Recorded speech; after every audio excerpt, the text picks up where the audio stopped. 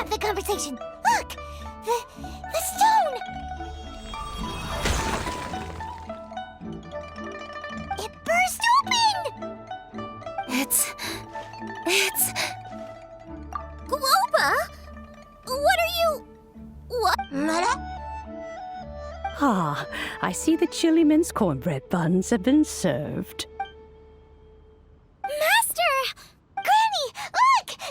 The stove god statue looks just like Globa! Oh, indeed it does. After all, Guoba is the deity you've been searching for. God of the stove. Globa is a god?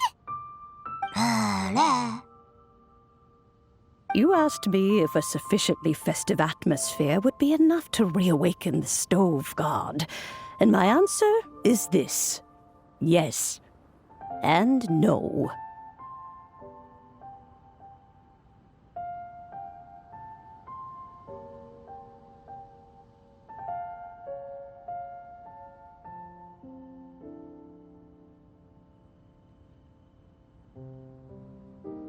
The stove god has always been a deity with great affection for the people, and who acts in response to their desires.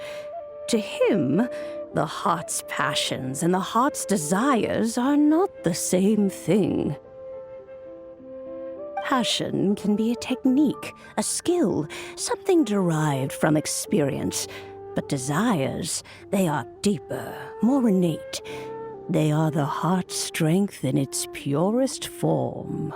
Masterful chefs is wonderfully exciting, but it is more an exercise of passion than of desire, and passion alone will not suffice to reawaken the stove god from his deep slumber. But just now, when Kuching ate this dish she had longed for, a deeply held desire was fulfilled. As well as receiving an answer to her question, she also gained something much more precious. A moment of poignant nostalgia so vivid, it felt like she was right there alongside her grandfather. The enormous power unleashed by the fulfillment of this desire resonated with the stove god's statue, and caused it to manifest once more the form it took in the past. Of course, the stove god himself is not contained within the statue. The true stove god has been here with us all along. How does it feel, seeing a statue of yourself from your glory days? Look at him. Still so majestic. Glory days? Wait, what happened? Did Globa used to be different from now? Oh, yes. Back in his day, your Guoba was once the patron god of the soil. But all the wisdom and power he had then, he has since surrendered to the soil itself.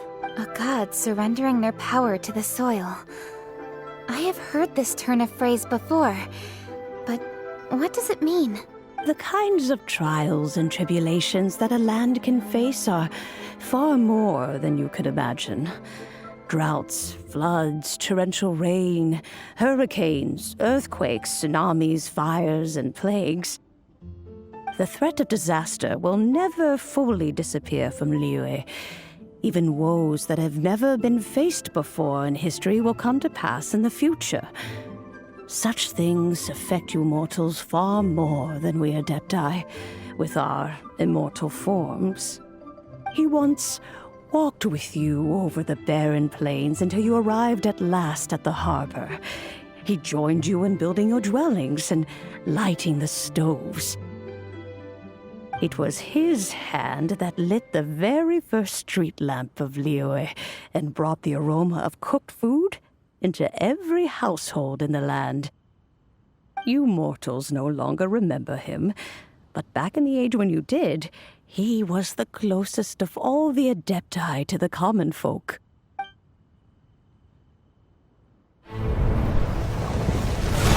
Moonchase, god of the stove, born from a spark when stone struck stone.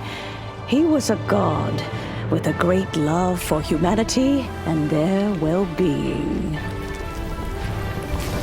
Millennia ago, the people sought to expand their city. They built a dwelling on the plains and called it the Gwali Assembly. The Stove God cared greatly for the people, turning himself into minions who went into every home, fostering food and solidarity alike. Alas, their home was taken by a flood. The waters ravaged the Gwali Assembly and forced the people back south to Liyue Harbor. Though the distance was not far, the journey was plagued by a terrible storm. For a dozen days, the Adepti stayed by their side.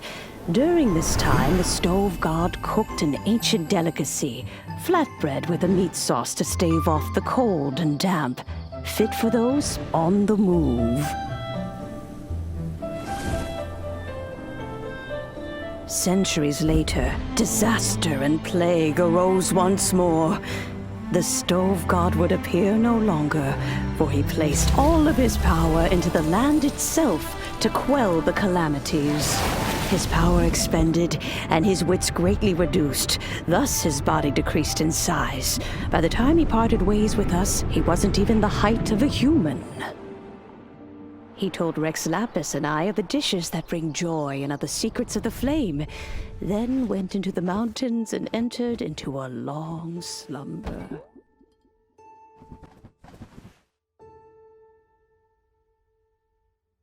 The Stove God departed, and Guobal was born. When he awoke, he ate the Chiliman's cornbread buns placed on the offering table by a young lady in yellow.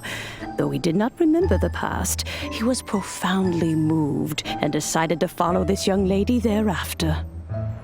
The Stove God had quietly disappeared, but the vendors rose early to hawk their wares. People went out to buy goods, lit their stoves, and cooked food, just as they had done every day for as long as they could remember. In Liyue, things have always been this way.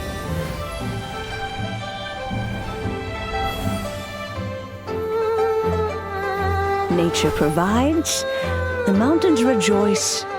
We are blessed by heaven's good grace. Years have gone by. The world has transformed, but our way of life survives.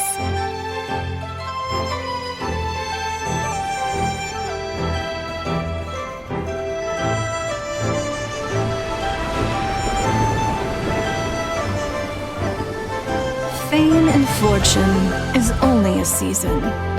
It is the moment that we should embrace.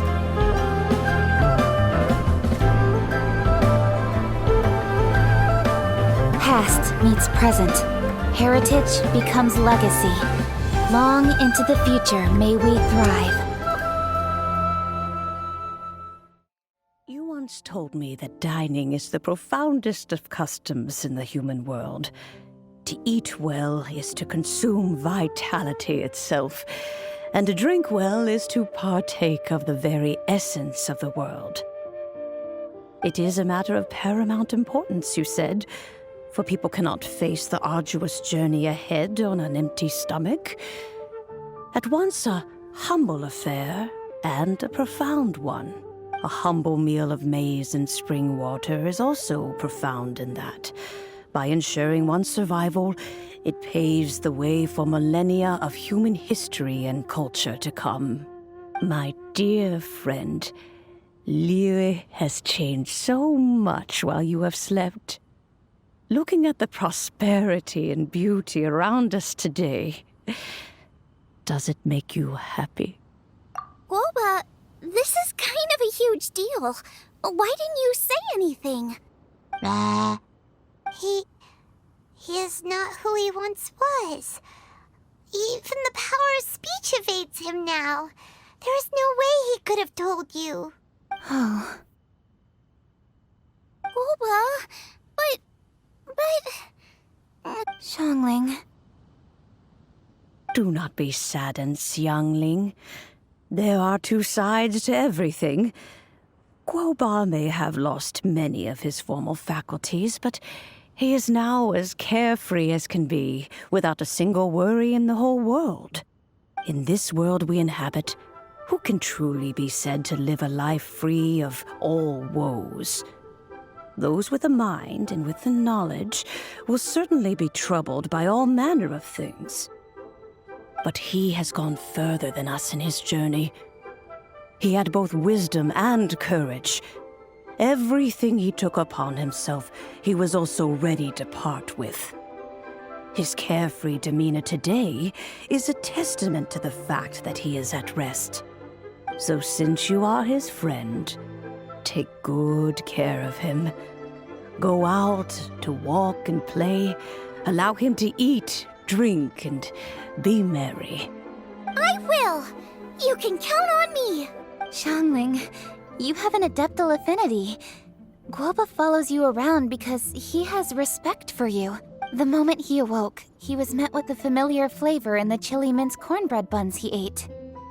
After all that time, he still recognized the dish he had invented, and he approved of you as the one who had cooked it. That's right. The taste of one's home cuisine always brings back memories of home. Though he remembered nothing, eating the food you had cooked gave him a feeling of familiarity. That is why he stuck by you. You may be the first person in history to give the stove god the experience of being a satisfied customer. That makes you... If that's true, I couldn't be happier. Because putting a smile on customers' faces is what we chefs are called to do. Well then, it's getting late and I still have things to do. Time for me to say goodbye. Traveler, Paimon, Xiangling, thank you all very much. I look forward to spending more time together in the future. I guess my dad's probably heard the good news already, but I should still go catch up with him. Master, it's been a while since you came by. Why don't you join me? He thinks about you all the time, you know. He's always telling me to invite you over. Oh, goodness me.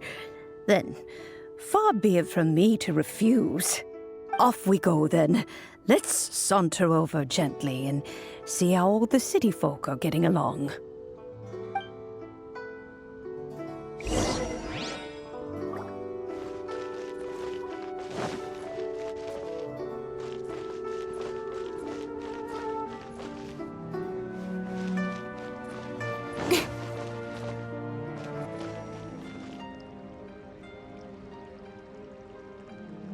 Today, we tell...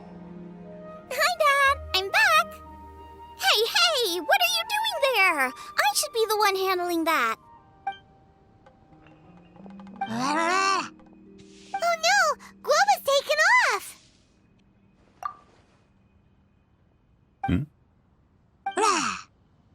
Oh, it's you. Hello there, old friend. Oh, bless my soul. Are you out for a stroll as well?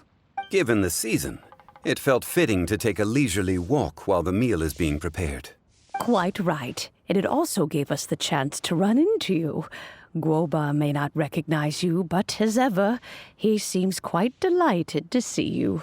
So, Guoba doesn't remember anything, but can still feel when something's familiar? Friendship will always withstand the ravages of time. Traveler, what do you think of the name of this festival? Moonchase. The moon is a carrier of countless emotions. So many things only seem to surface as we gaze up beneath its poignant glow. Wherever the moonlight shines, the heart is wont to follow. Fond memories of those no longer with us. Debts of gratitude to old friends. The meaning of ages past and gone. All wrapped up in the city that has existed for so many moons to date. All these things and more, they are why people chase the moon. In old age, the sight of many things puts one in a wistful mood. But children are always a beautiful sight to see. Such exuberant life force. It seems to well up from deep within the land itself. A land that has been in existence for so many millennia, and yet one that still dazzles today. Traveler, this Moonchase festival has been all the more entertaining with you here to witness it. Now, let's have Xiangling brew us a nice pot of tea. We shall drink and chat at our leisure.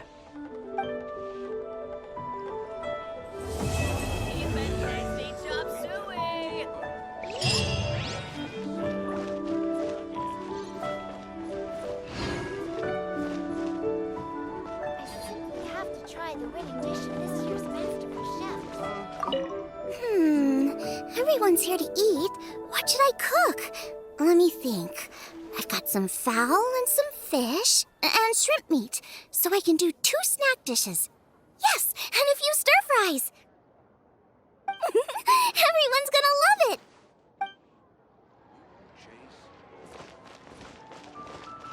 Should I save this money? The food at Wan Min restaurant is excellent. I eat here often. Ah, you can say that again. Xiangling is a remarkable child. Surely the culinary talent of the century. Indeed. To have mastered the craft at her age lends credence to the old aphorism that heroes are made young.